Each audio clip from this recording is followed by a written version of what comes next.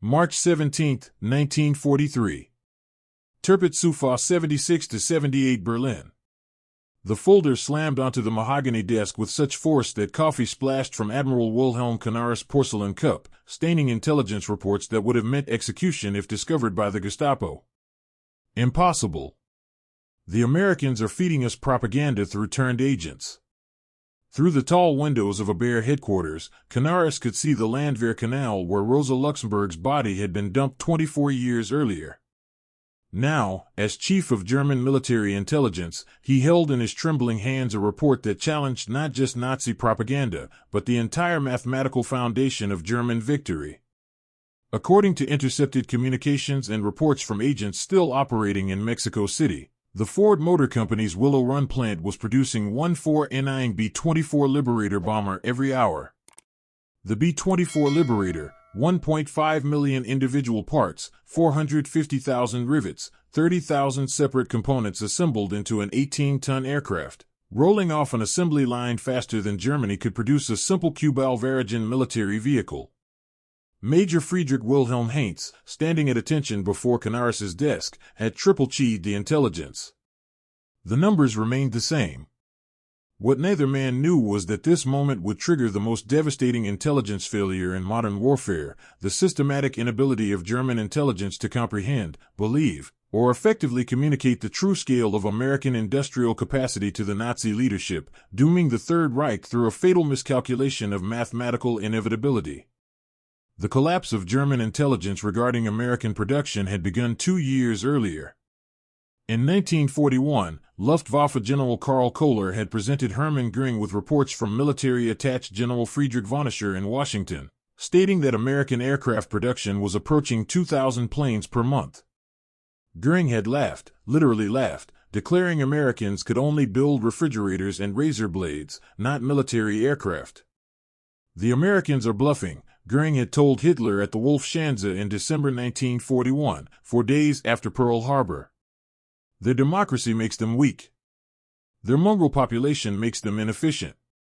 Their Jews make them corrupt. They cannot possibly produce what they claim. By March 1943, German intelligence networks across the Americas were reporting something that defied every assumption of Nazi racial theory and economic understanding. The reports came from different sources. Mexican industrialists sympathetic to Germany, Spanish diplomats, Swedish businessmen traveling through Detroit, even intercepted letters from American workers to relatives in neutral countries. They all said the same impossible thing. Ford's Willow Run plant alone was producing more heavy bombers than all of Germany's aircraft factories combined. Oberstleutenant Nicholas Ritter, head of AB's Air Intelligence Section upon Furl Luft, had spent 3 weeks analyzing the data. A former Lufthansa pilot who had lived in America for 10 years before the war, Ritter understood American industrial capacity better than most German officers. His apartment in Manhattan during the 1920s had overlooked the construction of the Chrysler Building. He had watched Americans erect the world's tallest building in less than 2 years. Herr Admiral Ritter reported to Canaris. If these numbers are correct, and I believe they are, then Germany has already lost the war. It is now only a question of mathematics and time. The intelligence came through circuitous routes, each more dangerous than the last. Georg Nicholas, running the AB's primary network in Mexico City, had cultivated sources among American businessmen who traveled freely between Detroit and Mexico's oil fields. These men spoke casually of miracles they witnessed, unaware their dinner conversations were being transcribed by German agents.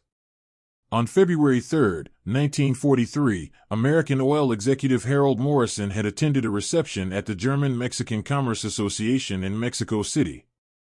After several tequilas, Morrison began describing his recent tour of the Willow Run facility, arranged by Ford to showcase to potential investors the company's capability to fulfill government contracts.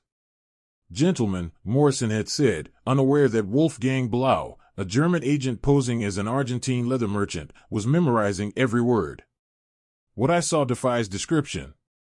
The assembly line is over a mile long. The building is so vast that clouds form inside it, and it sometimes rains within the factory. They have 42,000 workers, including thousands of women, Negro women, building the most complex machine ever created. Morrison had pulled out a pencil and began sketching on a napkin. The bomber has 2 bomb bays, each holding 4,000 pounds of ordnance, 4 engines, each producing 1,200 horsepower. They produce them in sections, sub-assemblies Ford calls them, that converge like rivers flowing into the sea. Wing sections arrive from one direction, fuselages from another, tail assemblies from a third. They meet at precise points along the line. Blam had asked, trying to sound casually interested. But surely such complexity means frequent breakdowns, production delays. Morrison had laughed. That's what Consolidated Aircraft thought. They mocked Ford, said you can't build planes like cars.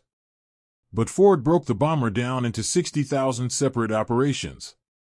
Each worker performs the same task over and over. A woman who yesterday was making breakfast for her children now installs hydraulic lines in the tail section.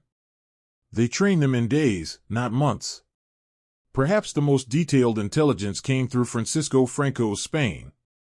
Colonel José Ungria, Spanish military attaché in Washington, maintained close relationships with American aircraft manufacturers while secretly providing intelligence to Germany in exchange for tungsten shipments crucial to Spanish industry. In March 1943, Unria attended a reception at the Argentine embassy where he met Charles Sorensen, Ford's production chief and the architect of Willow Run. Sorensen, believing he was speaking to a representative of a neutral nation that might purchase aircraft after the war, spoke freely about the plant's capabilities. Colonel Sorensen had said, unaware that every word would be in Berlin within 2 weeks. When I first visited Consolidated San Diego plant in 1940, they were building B-24s outdoors in the sunshine, each one different from the last, taking 180,000 man-hours per aircraft. I knew we could do better. Gria had pressed for details, claiming professional interest as a military engineer. Sorensen, proud of his achievement, obliged. I spent one night in my hotel room in San Diego sketching out the entire production flow. We would build bombers like we build cars, not by having workers swarm over a stationary aircraft, but by moving the aircraft past stationary workers. Each worker would perform specific tasks repeatedly, achieving perfection through repetition. The Spaniard had asked about the workforce challenges of such complexity. We built an apprentice school that trains 8,000 workers weekly, Sorensen replied. Women comprise 40% of our workforce. They're actually better at detailed work, smaller hands for tight spaces, more patience for repetitive tasks. We have Negro workers operating sophisticated machinery. We have boys of 16 managing supply logistics. Democracy, Colonel, means utilizing all available human resources. Through Swedish, Argentine, Japanese, and Turkish channels, German intelligence received consistent reports confirming Willow Run's production rate. Swedish engineer Erik Lundberg visited the plant in March 1943 and reported, the plant operates with efficiency that defies European understanding.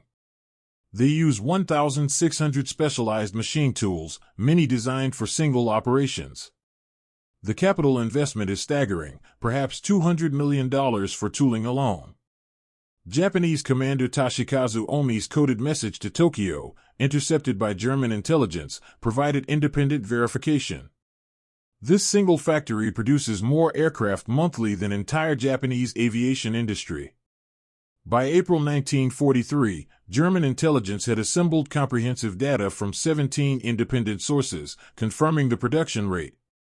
The numbers were staggering.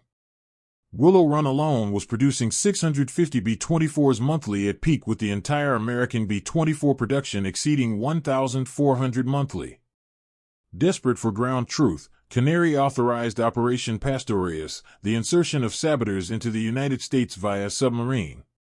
George John Dash, leader of one of the 2 four-man teams, had lived in America for 20 years before returning to Germany in 1939.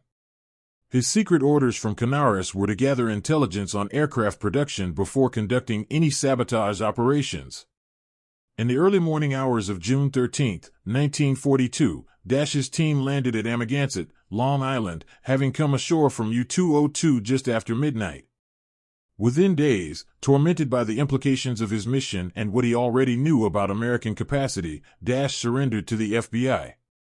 During his interrogation, Dash revealed something that stunned his American captives. Canaris himself told me that Berlin doesn't believe your production figures. They think Willow Run is propaganda. He wanted photographs, employee counts, shipping records, proof that would force Goering to accept reality. FBI Special Agent Charles Landman asked incredulously, "They don't believe we're producing a bomber an hour?" Dash laughed bitterly. "Agent Landman, I lived here. I've seen your automobile factories. I tried to tell them that if Ford could produce a car every minute before the war, they could certainly produce a bomber every hour during it. They accused me of being defeatist." On April 20, 1943, Hitler's 54th birthday, Canaris personally presented the intelligence to Goering at Karen Hall, the Reichsmarshal's ostentatious hunting estate north of Berlin. The meeting would become legendary among German intelligence officers for Goering's complete rejection of reality. Canaris had brought photographs, intercepted documents, reports from dozens of sources. He spread them across Goering's massive oak table like a dealer showing cards that would lose the game. "Herr Reichsmarschall," Canaris began carefully, "we have confirmation from 17 independent sources. The Ford Willow Run plant is producing one B-24 Liberator every hour at peak production. They achieved this rate consistently since January." Goering, weighing over 280 pounds by this point in the war, picked up one of the photographs showing the assembly line stretching into the distance. Canaris, Goering said with contempt, "Do you take me for a fool? These are obviously wooden mock-ups, props for propaganda. The Americans want us to believe they can build aircraft like sausages. This Willow Run plant probably produces 50 bombers monthly at most." Canaris pulled out another document, an intercepted manifest from the Pennsylvania Railroad showing aluminum shipments. "Herr Reichsmarschall, they're consuming 16 million pounds of aluminum monthly at this one plant. That's more than our entire monthly production." Goering laughed harshly. "Then where do they get this aluminum? From their Negro workers? From their women riveters? Canaris, you've been deceived by American propaganda." A week later, Canaris was summoned to the Wolfschanze to brief Hitler personally. The meeting included Generals Jodl and Kittel and Propaganda Minister Isef Goebbels. Hitler, studying maps of the Eastern Front where the Wehrmacht was preparing for Operation Citadel, the Battle of Kursk, listened impatiently as Canaris presented the intelligence. "Mein Führer," Canaris said, knowing he was risking his life. "If the Americans are producing 1,400 B-24s monthly, plus equal numbers of B-17 plus their fighter aircraft plus British production, the aerial bombardment of the Reich will soon exceed our defensive capabilities." Hitler's response was characteristic. "Admiral, the Americans are capable of mass production of simple goods, automobiles, refrigerators, but a bomber is not a car.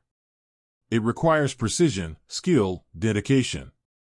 When it took us 6 years to prepare for war, they claimed to have achieved this in 16 months. It's impossible."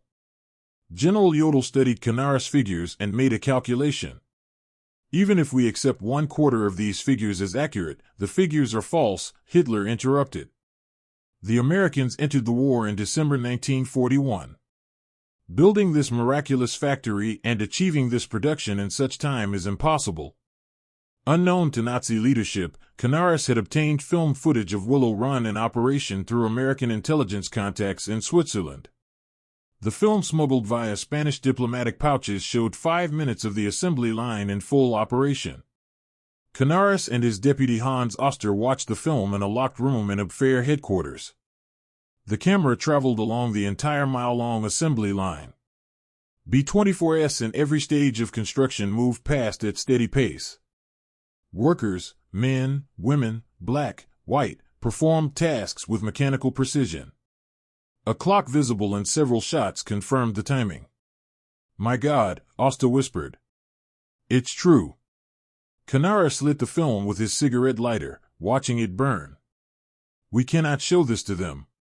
They would accuse us of creating fake footage or being traitors." In November 1943, German intelligence obtained aerial photographs of Willow Run taken by a Spanish diplomat. Photo analysts spent weeks studying the images. Their conclusions: Parking lots contained approximately 12,000 cars, indicating three-shift operations. Completed B-24s visible at adjacent airfield. 47 aircraft ready for delivery. Assembly line visible through skylights. Aircraft spaced exactly as reported. Rail sightings showed dozens of freight cars delivering materials. Hedman Vernard wrote, photographic evidence confirms human intelligence. Production rate appears accurate. Recommend immediate strategic reassessment. Goering shown the photographs dismissed them as clever American photographic manipulation, probably using scale models. Dr. Albert Speer, Hitler's armaments minister and the only Nazi leader with genuine understanding of industrial production, secretly obtained the American intelligence. His diary entry for May 15, 1943, discovered after the war, reveals his despair. If the Willow Run figures are even half accurate, we face not defeat but annihilation. They produce more aircraft in a month than we do in a year. But I cannot speak this truth. To do so would be my death warrant. Dr. Otto Ohlendorf, head of SD Inland and a trained economist, analyzed American economic data. His report to Himmler in December 1943 was stark. The Ford Motor Company's peacetime production in 1941 was 1.1 million vehicles. They have converted this capacity to bomber production at current rates. By June 1944, the Americans will have produced enough B-24s alone to drop our entire 1940 London bombing tonnage every single day. On Christmas Eve 1943, Canaris received intelligence showing American production projections for 1944. B-24 Liberators 18,000. B-17 Flying Fortresses 12,000. B-29 Superfortresses 1,000 fighter aircraft 40,000. Total 86,000 aircraft. Hitler's response when presented these figures. The Americans claim they will produce more aircraft in 1944 than all nations have produced in all of history. It's absurd.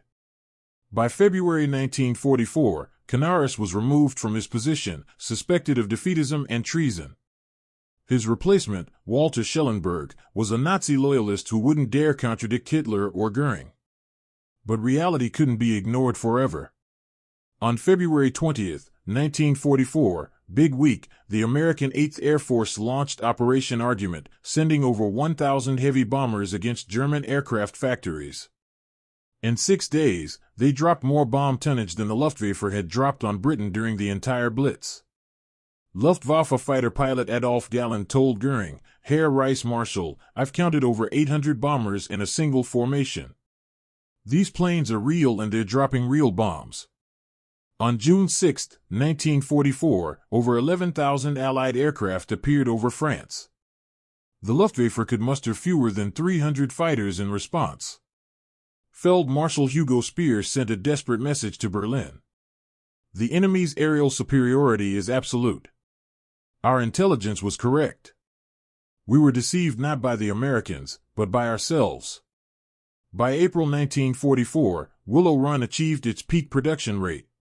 That month, employees in 2 9-hour shifts working 6 days a week produced 453 airplanes in 468 hours, a production rate equal to one finished B-24 Liberator every 63 minutes. The plant employed 42,331 workers, including 11,000 women, 26% of workforce. 3,800 African Americans, 9% of workforce. 1,200 disabled workers, 3% of workforce. This demographic breakdown would have shattered Nazi racial ideology completely.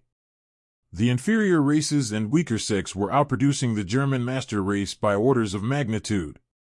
After the war, surviving German intelligence officers revealed the full scope of the failure.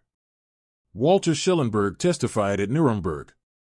We knew the truth about American production by early 1943.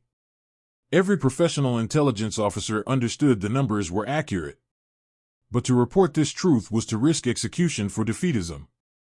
Hans Bern Gazivius wrote in his memoirs, the tragedy was not that we lacked intelligence about American production. We were drowning in it.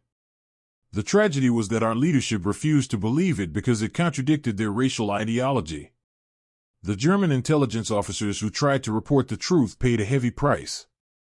Admiral Wilhelm Canaris, executed April 9, 1945 at Flossenburg concentration camp. Hans Oster, executed April 9, 1945 at Flossenburg concentration camp. Alexis von Rohen, executed October 1944 for involvement in July 20 plot. Hans Bern-Gavius escaped to Switzerland, survived the war. The United States Strategic Bombing Survey confirmed what German intelligence had reported. Willow Run produced 8,685 B-24s between 1942 and 1945. Peak production was 650 aircraft monthly. The hourly rate was sustained for months. Total cost per aircraft dropped from $238,000 to $137,000. Albert Speer, in post-war interrogation, was asked why Germany didn't believe the intelligence about American production. To accept that Ford could produce a bomber every hour was to accept that our entire worldview was wrong. That democracy wasn't weak but strong. That racial mixing didn't create weakness but strength. That women could do men's work. It would mean accepting that we had started a war we could never win. Who would tell Hitler that? Rose Will Monroe, the real-life inspiration for Rosie the Riveter, operated a rivet gun on the B-24 production line. She and thousands of women like her had never worked in industry before Pearl Harbor. We knew we were building something important, Monroe said in a 1984 interview. Every rivet we drove was going to help end the war. We worked double shifts sometimes, sleeping in the parking lot between shifts. We had brothers, husbands, sweethearts flying these planes. The failure to believe intelligence about Willow Run had catastrophic consequences. Fighter production. Germany continued producing bombers until late 1944. Resource allocation. Resources wasted on wonder weapons instead of practical defenses. Strategic planning. Operations planned for facing hundreds of bombers, not thousands. Diplomatic failures. Peace overtures delayed due to not understanding certain defeat. German economists analyzing captured documents realized the true-scale Willow Run cost $200 million. German entire aircraft industry investment 1933 to 1945 $400 million equivalent. Willow Run floor space 3.5 million square feet. All German aircraft factories combined 8 million square feet. Willow Run electrical consumption 2.5 million kilowatts monthly. The Americans had built a single factory consuming more resources than entire German cities. The final accounting by war's end, the full scale, was revealed. Total B-24s produced 18,188. Willow Run built 8,685. Total B-17s produced 12,731. Total American aircraft produced 1940 to 1945 33,717. Total German aircraft produced 1940 to 1945 94,700. The United States produced 3.2 times more aircraft than Germany while fighting a two-ocean war. Historians call the German intelligence failure regarding American production one of the most consequential in military history. It wasn't a failure of collection. German agents gathered accurate, detailed intelligence. It was a failure of acceptance. Leadership refusing to believe intelligence contradicting their worldview. Dr. Gerd Weinberg concluded German intelligence accurately assessed American production capacity by early 1943. Had this intelligence been believed and acted upon, Germany might have sought peace 2 years earlier, saving millions of lives. The story carries profound lessons. Cognitive bias. Accurate intelligence can be rejected if it contradicts core beliefs. Ideological blindness. Political ideology can override mathematical reality. Systemic failure. Intelligence systems punishing unwelcome truth receive comfortable lies. Fatal miscalculation. Underestimating opponents leads to catastrophic errors. At the 1985 dedication of the Yankee Air Museum at Willow Run, former Rosie the Riveter Rose Will Monroe met former Luftwaffe pilot Hans Rudel. Rudel asked, "How did you build so many so fast?" Monroe answered, "Honey, we just went to work every day and did our job. Nothing fancy. Just punch in, build bombers, punch out. Democracy isn't complicated. It's just free people doing their best." Ruddall responded, "We were told democracy made you weak, that your diversity made you inefficient. We were told lies, and those lies killed millions." In the ruins of Berlin, May 1945, American intelligence officers discovered a final German intelligence report on Willow Run, dated April 20, 1945, Hitler's last birthday. Willow Run production confirmed. "We reported this truth 2 years ago. We were not believed. Germany dies not from lack of intelligence, but from lack of wisdom to believe intelligence that contradicts what we wish to be true. Let future generations learn reality does not bend to ideology. Mathematics does not yield to mythology. Truth ignored becomes tragedy." The report was never delivered. By then Hitler was in his bunker.